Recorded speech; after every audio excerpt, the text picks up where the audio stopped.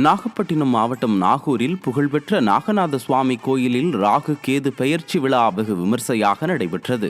ராகு பகவான் மீன ராசியிலிருந்து கும்பராசிக்கு பெயர்ச்சியாவதை முன்னிட்டு நாகநாத சுவாமி கோயிலில் ராகு பகவானுக்கு சிறப்பு ஆராதனை நடைபெற்று மகா தீபாராதனை காண்பிக்கப்பட்டது.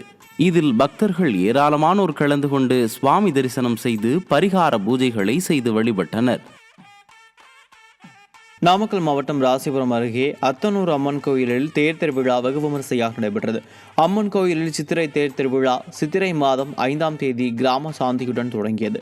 விழாவின் முக்கிய நிகழ்வான சித்திரை தேர் திருவிழா வெகு விமரிசையாக நடைபெற்றது. இதில் ஏராளமான பக்தர்கள் பங்கேற்று தேரினை வடம்பிடித்து இழுத்தும் அம்மனுக்கு எருமை கிடா வெட்டியும் நேர்த்தி கடன் செலுத்தியும் வழிபட்டனர். ராமநாதபுரம் மாவட்டம் திருப்புல்லானியில் உள்ள ஆதி ஜெகநாத பெருமாள் கோயிலில் சுவாமி தரிசனம் செய்ய பக்தர்கள் ஏராளமானோர் குவிந்தனர்.